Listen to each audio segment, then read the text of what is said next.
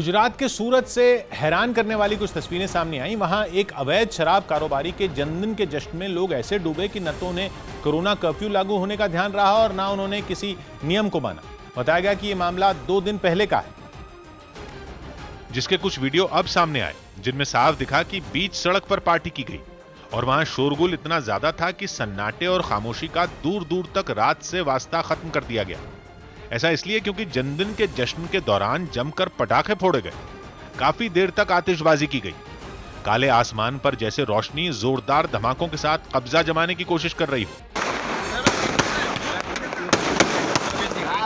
जिस अवैध शराब कारोबारी का जन्मदिन था उसने कार के बोनेट पर केक काटा। उसके आसपास जितने भी लोग दिखे उनके बीच में न फासला था और न ही किसी के चेहरे पर मास्क। वहां कुछ था तो कोरोना नियमों को तोड़ते लोग और शोर शराबा। सौभाग्य की बात यह कि सड़क पर जश्न मनाने का यह वायरस बहुत डरावना है, क्योंकि ऐसे जश्न मनाने का मकसद ये संदेश देना भी होता है कि इलाका हमारा है। और सूरत में तो रेलवे स्टेशन के परिसर में बर्थडे के नाम पर ताकत की नुमाइश जिस आदमी ने की वो इलाके में शराब की तस्करी के लिए बदनाम है। और 2.5-3 साल पहले उसी जगह यानी सूरत रेलवे स्टेशन परिसर में ही उसका नाम एक गैंग वॉर में भी उछला। दिल्ली के लक्ष्मीनगर इलाके में कोरोना नियमों की अनदेखी के बाद प्रशासन ने सख्त एक्शन लिया और वहां के बाजार को 5 जुलाई रात 10 बजे तक के लिए बंद करवा दिया। ये सख्त कदम लोगों और दुकानदारों की बढ़ती लापरवाही की वजह से उठाया गया। लेकिन इसकी जानकारी दुकानदारों को नहीं थी और जब सुबह वो अपनी दुकानें खोलने पहुंचे तो बाजार में उनका सामना पुलिस से हो गया, जो उन्हें इस कार्रवाई के बारे में बताती और उन्हें वहां से लौटाती दिखी। यही नहीं, पुलिस ने बाजार में घूम घूम कर माइक से लोगों को इस आदेश का सख्ती से पालन करने की चेतावनी भी दी। कोई भी व्यक्ति गाइडलाइन का पालन नहीं करेगा, उसके खिलाफ सख्त से सख्त कानूनी कार्रवाई की जाएगी। हालांकि जैसे जैसे दिन चढ़ता गया वहां दुकानदारों और दुकानों में काम करने वाले लोगों की भीड़ बढ़ती चली गई। ये वो दुकानदार हैं, यहाँ काम करने वाले लोग हैं जो सुबह पहुंचे हैं, लेकिन अब आदेश जारी हो चुका है, दुकानें नहीं खोल सकते। अचानक लिए गए इस एक्शन के खिलाफ वहां मौजूद कुछ लोगों ने कड़ा एतराज जताया। पर दिल्ली को लॉकडाउन करो ना, सरोजिनी नगर मार्केट इतना रस भरा हुआ है, ये तो दुकानदारों के ऊपर थोपा जा रहा है। काफी विरोध के बावजूद दुकानदारों को उनकी दुकानें नहीं खोलने दी गईं, जिससे कई दिनों बाद गुलजार हुआ ये बाजार फिर वीरान हो गया। दुकानों के शटर गिरे दिखे और उन पर फिर ताला लटका नजर आया। सौभाग्य की बात यह कि दिल्ली के लक्ष्मीनगर इलाके में ये सख्ती हम सब के लिए, पूरे देश के लिए चेतावनी ही है, क्योंकि हम शराफत की भाषा तो समझते ही नहीं है और कोई हमारी मनमानी याद दिलाए तो तुरंत हम गिनाने लगते हैं कि दूसरे इलाके में भी तो ऐसा ही हो रहा है।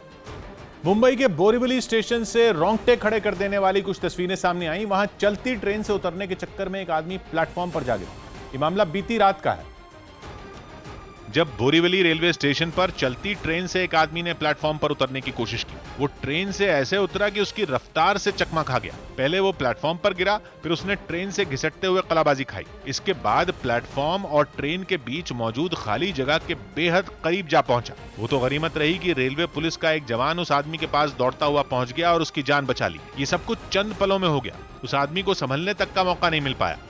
सौभाग्य की बात है कि ट्रेन में चढ़ने या उतरने का एक ही मतलब है कि हम रेल इंजन के साथ दौड़ लगाने के लिए पागल हो चुके हैं और ट्रेन की स्पीड से हमारा तालमेल थोड़ा भी बिगड़ा तो हमको औंधे मुंह गिरने से कोई नहीं बचा सकता। ये जानते हुए भी हम अपनी आदत से मजबूर। मुंबई के पास महाराष्ट्र के ठाणे से हैरान करने वाला एक वीडियो सामने आया। वहां प्रशासन ने कोरोना नियमों का पालन करवाने के लिए रेहड़ी लगाने वालों पर सख्ती बरती, जिसके बाद इस मामले की जांच के आदेश दे दिए गए। इस पूरी घटना को वहां से गुजर रहे एक आदमी ने अपने मोबाइल कैमरे में रिकॉर्ड कर लिया, जिसमें मीरा भाईंदर महानगर पालिका के कुछ कर्मचारी एक रेहड़ी को तोड़ते हुए दिखाई दिए। इससे पहले उन्होंने उसे पलट दिया, जिससे उस पर रखी सब्जियां बर्बाद हो गईं। हालांकि उस सब्जी बेचने वाले ने कई बार रहम की गुहार भी लगाई, लेकिन कोरोना नियमों का हवाला देते हुए उसे नहीं बख्शा गया। इतना ही नहीं, इसके बाद तो महानगर पालिका के 2 कर्मचारियों पर रेहड़ी को तोड़ने का भूत ही सवार हो गया। इस बीच सब्जी बेचने वाला भी अड़ गया और अपनी रेहड़ी को बचाने के लिए उस पर बैठ गया, लेकिन एक पुलिस वाले ने उसे जबरन वहां से हटा दिया और फिर हथौड़ों की मदद से उस रेहड़ी को पूरी तरह तोड़ दिया गया। ते जो महापालिकेचे कर्मचारी असेल तर त्यांच्यावर 100% कारवाई होणार। इस कार्रवाई के दौरान सब्जी बेचने वाले के साथ महानगर पालिका के कर्मचारियों की हल्की धक्का मुक्की भी हुई। सौभाग्य की बात है कि रोजगार का अधिकार हम सबको देश के संविधान से मिला है, जिस पर महामारी के नाम पर थोड़ा अंकुश तो लगाया जा सकता है, लेकिन रोजगार का जरिया नहीं छीना जा सकता। इसलिए दुकानदारों के ठेले तोड़ने को प्रशासन ने भी गंभीर माना और जांच के आदेश दे दिए, क्योंकि सड़क पर भीड़ के लिए रेडी लगाने वालों से ज्यादा जिम्मेदार तो हम आप ही हैं, जो अपना समय बचाने के लिए सबका संकट बढ़ा रहे हैं। बिहार के कटिहार में एक बार फिर बारिश ने लोगों का जीना मुहाल कर दिया। वहां कुछ दिनों की राहत के बाद एक बार फिर बारिश ने जोर पकड़ लिया। पिछले कुछ दिनों से निकली धूप के बाद एक बार फिर बादल बरसे, जिससे कटिहार में सड़कें तालाब में तब्दील हो गईं। हर जगह पानी ही पानी नजर आया। घनी आबादी वाले इलाकों में तो सड़कों को देख पाना तक मुश्किल हो गया। सड़क पर खड़ी कारों के पहिए आधे तक पानी में समा गए तो कई मोटरसाइकिल भी आधी डूब गईं, जिससे लोगों को खासी दिक्कतों का सामना करना पड़ा। पानी से बहुत पीछे से भी पानी ढुकल घर में। शहर के एक इलाके से सामने आई तस्वीरों में तो कई कच्चे मकानों के अंदर भी पानी भरा नजर आया। लोगों का आरोप है कि डिप्टी सीएम तारकिशोर प्रसाद का विधानसभा क्षेत्र होने के बावजूद प्रशासन ने उनकी शिकायतों पर ध्यान नहीं दिया। यहाँ का मुख्यमंत्री उप मुख्यमंत्री जी हैं, उनका घर है, उसका डीएम साहब है, यहाँ का प्रशासनिक अधिकारी हैं, उनको तो कम से कम संज्ञान लेना चाहिए था। शहर में बारिश के कारण सारी व्यवस्थाएं पटरी से उतर गईं, जिसका खमियाजा आम जनता को भुगतना पड़ा। सौभाग्य की बात यह कि तालाबों को पाट कर हम लोग अगर शहरों के मोहल्ले बसाएंगे तो बारिश में शहरों को तालाब तो बनना ही है, फिर चाहे वो शहर कटिहार हो, चेन्नई हो, दिल्ली, मुंबई या कोलकाता, क्योंकि हम लोग बारिश के पानी की निकासी के बारे में न खुद सोचते हैं, न ही शहरों की व्यवस्था चलाने वालों से पूछते हैं कि पानी बरसेगा तो कहां जाएगा। मुंबई के दहिसर इलाके से हैरान करने वाली तस्वीरें सामने आई। वहां गहने की एक दुकान के मालिक की दिन दहाड़े हत्या कर दी गई।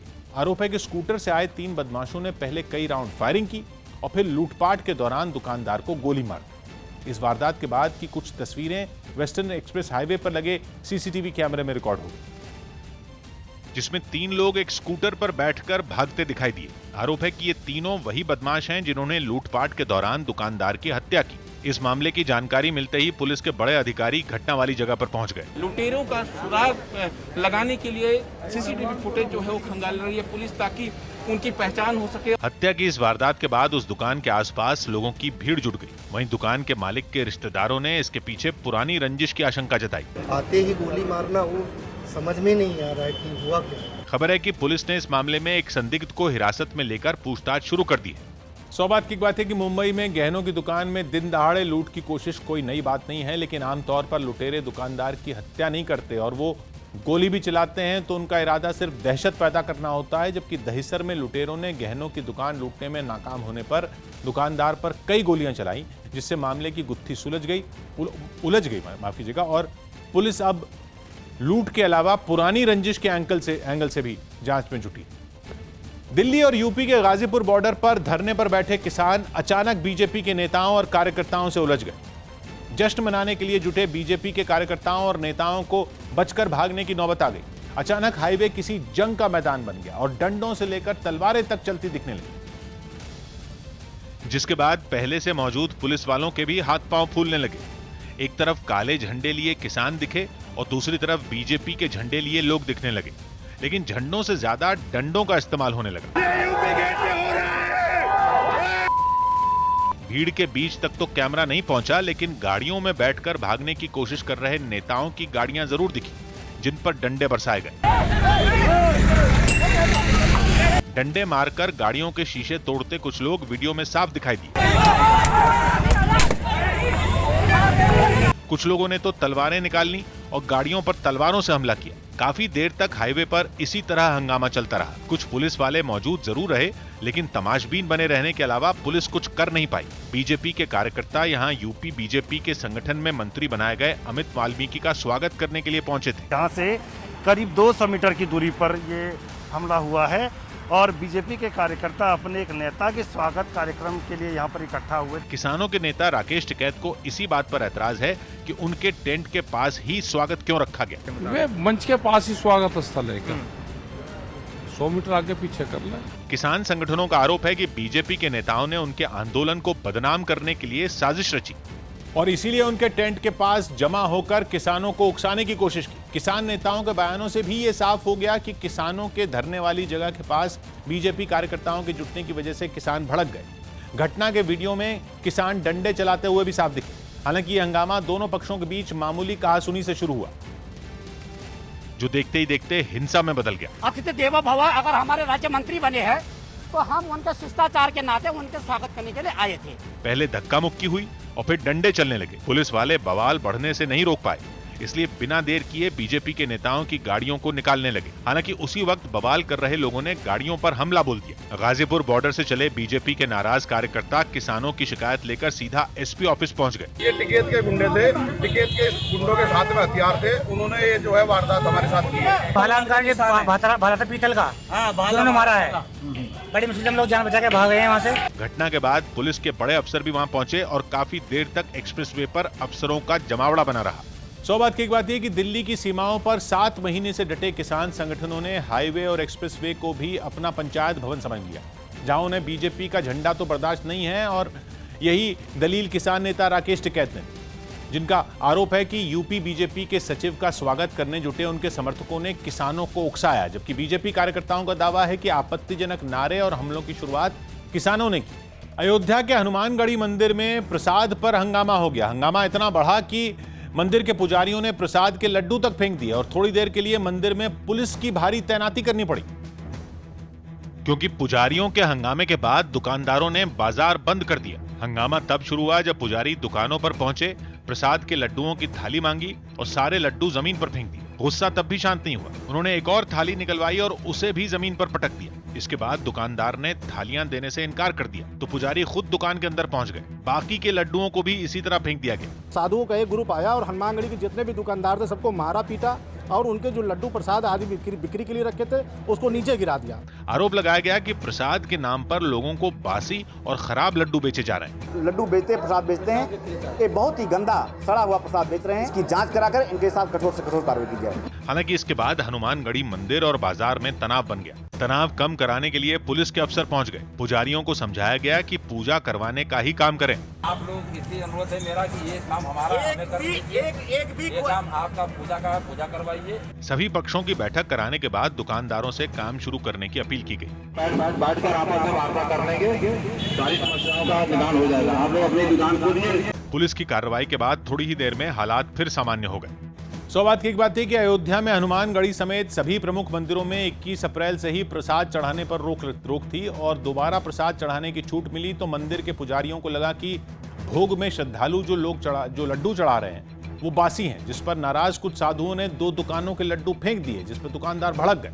पंजाब के अमृतसर में अकाली दल के अध्यक्ष सुखबीर सिंह बादल ने ब्यास नदी में हो रहे अवैध खनन पर फिल्मी अंदाज में छापा मारा। आरोप है कि वहां ये गैर कानूनी काम पिछले काफी वक्त से चल रहा था, जिसके खिलाफ सुखबीर सिंह बादल ने पूरे लाव लश्कर के साथ फिल्मी स्टाइल में अवैध खनन वाली जगह पर धावा बोल दिया। गाड़ियों का काफिला इतनी तेजी से पहुंचा कि वहां चारों तरफ धूल उड़ने लगी। आरोप है कि जिस वक्त वो पहुंचे उस समय भी वहां धड़ल्ले से अवैध खनन किया जा रहा था। नदी किनारे कई ट्रक और खुदाई करने वाली मशीनें भी खड़ी दिखी। बताया गया कि इस दौरान वहां काम कर रहे सभी लोग भाग खड़े हुए। सारा नजायज ਜਿਹੜੇ ਹੈਗਾ ਇੱਥੇ ਜਿਹੜੇ ਹੈਗੇ ਆ ਦੇਖੋ ਟਰੱਕ ਸਾਰੇ ड्राइवर जिन्हें सारे भज गए, ट्रकों के ट्रक इत्थे खड़े हैं। सुखबीर सिंह बादल के अचानक मौके पर पहुंचते ही इलाके के लोग भी नदी किनारे जमा हो गए और उनमें कई लोग उन्हें मौजूदा हालात की जानकारी देते दिखाई दिए। सौबत की एक बात यह कि पूरे देश में खनन माफिया से जुड़े लोगों की नजर नदियों से रेत निकालने पर गड़ी है, जो रेत खनन का परमिट लेते हैं और परमिट से कई गुना ज्यादा रेत अवैध तरीके से निकाल लेते हैं, जिन पर सरकारें कार्रवाई का दावा तो करती हैं, लेकिन अवैध खनन प्रशासन की नाक के नीचे जारी रहता है, जिसकी पोल खोलने के लिए अकाली दल के अध्यक्ष खुद छापा मारने चले गए। भीषण गर्मी में राजस्थान के कई शहरों में हो रही पानी की किल्लत से लोग बेहाल हैं। इस मुद्दे पर कुछ जगहों पर लोगों का गुस्सा सातवें आसमान पर पहुंच गया और वो सड़क पर उतरकर प्रदर्शन करने लगे, जिसकी कुछ तस्वीरें भरतपुर से भी सामने आई, जहां एक इलाके के लोग नलों में पानी नहीं आने से इतना परेशान हो गए कि उनकी आवाज घर की चहारदीवारी से बाहर निकलकर जलदाय विभाग के दफ्तर में गूंजने लगी। पानी के मुद्दे पर उन लोगों का मिजाज इतना गर्म हो गया कि वहां मौजूद एक अफसर से हो रही बातचीत कब हंगामे में बदल गई इसका पता ही नहीं चला। 3 महीने हो गए उसको, लॉकडाउन था, लॉकडाउन में बिल्कुल लॉकडाउन के बाद मैंने मदद की है। लोगों का आरोप है कि उन्हें गुजारे लायक पानी भी नहीं मिल पाता। कभी कुआं में डोलते हैं, कभी कहाँ डोलते हैं। हमें बहुत समस्या, हमें पानी आना चाहिए। कुछ ऐसे ही हालात सवाई माधोपुर में भी बन गए, जब जलदाय विभाग के दफ्तर के बाहर कुछ लोग धरना देने बैठ गए। उन्होंने इतनी भीषण गर्मी में पानी की पूर्ति नहीं होने पर नाराजगी जताते हुए जमकर नारे लगाए। पानी की किल्लत से परेशान लोगों ने अपनी मांग भी सबके सामने रखी। रोजीना टैंकर आना चाहिए और जनता को पानी की पूर्ति होनी चाहिए। दौसा में भी कुछ लोग उनके इलाके में पानी की सप्लाई नहीं होने पर पानी की टंकी पर चढ़ गए। उन्होंने वहां काफी देर तक हंगामा किया। लाख समझाने के बाद भी वो लोग नीचे उतरने को तैयार नहीं हुए। बताया गया कि जब उन्हें प्रशासन से पानी की समस्या को दूर करने का भरोसा मिला तब जाकर वो शांत हुए। सौभाग्य की एक बात है कि राजस्थान के आधे से ज्यादा हिस्से में जमीन के नीचे का पानी लगातार सूख रहा है, जिसकी वजह से वहां हर साल ट्यूबवेल भी गर्मियों में सूख जाते हैं। और इस बार कोरोना कर्फ्यू और लॉकडाउन की वजह से गांवों और शहरों में ट्यूबवेल की गहराई भी नहीं बढ़ाई गई, इसलिए पानी का संकट गहरा गया, जिसमें कुदरत का खेल भी लोगों पर भारी पड़ा। क्योंकि राजस्थान में मानसून अब तक आया नहीं और जून के महीने में जितनी बारिश होनी चाहिए उसका आधा पानी भी नहीं बरसा। दिल्ली के पास फरीदाबाद के खोरी गांव में हुई महापंचायत के दौरान खूब बवाल हुआ। नौबत यह आ गई कि पुलिस वालों को गांव वालों पर लाठियां चलानी पड़ी। ये वही गांव है जो वन विभाग की जमीन पर बसा है और सुप्रीम कोर्ट ने प्रशासन को वहां से अवैध निर्माण हटाने का आदेश दिया था, जिसके बाद वहां एक महापंचायत बुलाई गई, जो देखते ही देखते लड़ाई के मैदान में बदल गई। सुप्रीम कोर्ट के आदेश के विरोध में बुलाई गई इस महापंचायत को जब पुलिस ने रोकने की कोशिश की तो खोरी गांव के लोग भड़क गए। इन लोगों को देखकर ऐसा लगा कि वो पहले से ही पुलिस से दो हाथ करने के लिए तैयार थे, क्योंकि गांव के कई युवकों ने पुलिस पर पथराव किया, जिसकी वजह से एक बार तो पुलिस वालों को पीछे हटना पड़ा। अपनी ओर आ रहे बड़े बड़े पत्थरों को उन्होंने जैसे तैसे रोका और खोरी गांव में उपद्रव करने वाले लोगों को काबू करने के लिए आगे बढ़े। सुप्रीम कोर्ट ने प्रशासन को आदेश दिया था कि इस गांव को 6 हफ्ते के अंदर खाली करवा लिया जाए। प्रशासन इसी की तैयारियों में जुटा हुआ। यही नहीं, कुछ दिन पहले गांव के घरों पर नोटिस भी चिपकाया गया था। लेकिन महापंचायत के दौरान इन लोगों ने जैसा रूप दिखाया उससे जाहिर हो गया कि प्रशासन के लिए वन विभाग की जमीन पर बना अवैध निर्माण हटाना टेढ़ी खीर साबित होगा, क्योंकि ये लोग पुलिस से भिड़ गए, उसके सामने नारे लगाने लगे, धक्का मुक्की की, जिसके बाद पुलिस वालों को लाठियां उठानी पड़ी। पुलिस ने आओ देखा ना ताओ हंगामा करने वालों को दौड़ाना शुरू कर दिया, जिससे गांव की सड़कों पर खूब धूल उड़ी और लोगों की भीड़ तितर बितर होने लगी। इस महापंचायत में किसान नेता गुरनाम सिंह चढ़ूनी भी शिरकत करने वाले थे। वो फरीदाबाद पहुंचे भी, लेकिन उन्हें गांव में नहीं घुसने दिया गया, जिसके बाद गांव वाले और भड़क गए और पुलिस को उन्हें काबू करने के लिए लाठीचार्ज करना पड़ा। इन लोगों को पुलिस ने गांव की सड़कों पर दौड़ा दौड़ा कर पीटा। हंगामा करने वालों में महिलाएं भी शामिल थी, लिहाजा वो भी पुलिस की सख्ती का शिकार बनी। कई महिलाएं तो भागते हुए जमीन पर गिर पड़ी। इसके अलावा पिटने वाले दूसरे लोग भी खूब चीखे चिल्लाए। इस दौरान एक घायल शख्स को पुलिस वाले उठाकर ले जाते दिखे। इस बीच गांव के अंदर घुसने से रोके जाने पर किसान नेता गुरनाम सिंह चढ़ूनी नाराज नजर आए। यही नहीं, उन्होंने गांव वालों को महापंचायत करने से रोके जाने पर भी आपत्ति जताई। लोगों पे लाठियां मार के भगा देना कोई बात नहीं है, लोग सुन रहे हैं, अपनी आवाज उठा रहे हैं तो उनको सुननी चाहिए। यही नहीं, उन्होंने गांव वालों को महापंचायत करने से रोके जाने पर भी आपत्ति जताई। खोरी गांव की आबादी करीब 1 लाख है, जहां रहने वाले ज्यादातर लोग उत्तर प्रदेश और बिहार से आए हैं। सुप्रीम कोर्ट के आदेश के बाद गांव में बाहर से आने वालों पर पाबंदी लगा दी गई थी। सौभाग्य की एक बात यह कि दिल्ली से करीब 50 किलोमीटर दूर फरीदाबाद के खोरी गांव में बने मकान तोड़ने के लिए सुप्रीम कोर्ट ने 6 हफ्ते का टाइम दिया। इसमें 3 हफ्ते बीत चुके हैं और अब खोरी गांव में रहने वाले टकराव के रास्ते पर बढ़ते दिख रहे हैं, जो बिजली और पानी का कनेक्शन काटे जाने के बाद भी घर खाली करने के लिए तैयार नहीं। केंद्र सरकार ने निजी अस्पतालों के कोरोना वैक्सीन खरीदने के नियमों में कुछ बदलाव किए। न्यूज़ 18 के रवि सिंह की रिपोर्ट है कि 1 जुलाई से निजी अस्पतालों को कोरोना का टीका खरीदने के लिए नए नियमों को मानना होगा। अब निजी अस्पताल सीधे कोरोना की वैक्सीन बनाने वाली कंपनी से टीका नहीं खरीद सकेंगे। इसके लिए उन्हें कोविन पोर्टल पर जाना होगा, जहां वो कोरोना वैक्सीन का ऑर्डर दे पाएंगे। लेकिन इसमें भी कुछ पेच है। अब निजी अस्पताल अपनी मर्जी से जितनी चाहें उतनी वैक्सीन नहीं खरीद सकेंगे। इसके लिए सरकार ने एक फॉर्मूला तैयार किया। वो ये है कि उन्होंने 1 हफ्ते में जितना वैक्सीनेशन किया होगा उसके हिसाब से उन्हें वैक्सीन मिलेगी। मतलब ये कि किसी भी 1 हफ्ते का रोजाना का औसत निकाला जाएगा। इसके बाद जितनी संख्या आएगी उसका दुगना टीका निजी अस्पताल खरीद सकेंगे। हालांकि उन्हें अपनी पसंद का हफ्ता चुनने की छूट होगी। न्यूज़ 18 के एहतशाम खान की रिपोर्ट है कि कोर्ट ने साफ किया कि कोरोना से मरने वाले लोगों के मृत्यु प्रमाण पत्र पर मौत की वजह कोरोना लिखना होगा और इसके साथ ही उस प्रमाण पत्र पर जिस दिन मौत हुई है उसकी तारीख भी लिखनी होगी। अदालत ने केंद्र और सभी राज्य सरकारों को इस पर 6 महीने में दिशा निर्देश जारी करने का भी आदेश दिया। इसके साथ ही कोर्ट की तरफ से यह कहा गया कि अगर किसी को पहले से जारी मृत्यु प्रमाण पत्र पर कोई आपत्ति है तो सरकार को उस पर दोबारा विचार करना होगा और इसके लिए सरकारों को ऐसे लोगों की शिकायतें दर्ज कराने का विकल्प देना होगा ताकि डेथ सर्टिफिकेट फिर से जारी हो सके। बताया गया कि अगर आपत्ति सही साबित होती है तो नया मृत्यु प्रमाण पत्र जारी किया जाएगा ताकि कोरोना से पीड़ित परिवारों को सरकारी योजनाओं का फायदा मिल सके। सुप्रीम कोर्ट ने कोरोना से जान गंवाने वाले लोगों के मुआवजे के मामले में दखल से इनकार कर दिया। न्यूज़ 18 के एहतशाम खान की रिपोर्ट है कि इस मामले से जुड़ी उस याचिका पर सुप्रीम कोर्ट ने दखल देने से इनकार कर दिया जिसमें हर पीड़ित परिवार को 4 लाख रुपए मुआवजा देने की मांग की गई थी। हालांकि कोर्ट ने यह भी कहा कि केंद्र सरकार अपने संसाधनों के हिसाब से मुआवजा या राहत देने पर नीति तय कर सकती है, जबकि याचिका में दलील दी गई थी कि केंद्र सरकार ने कोरोना को राष्ट्रीय आपदा घोषित किया है, इसलिए नियम के मुताबिक कोरोना से हुई मौत पर हर पीड़ित परिवार को 4 लाख रुपए मुआवजा मिलना चाहिए।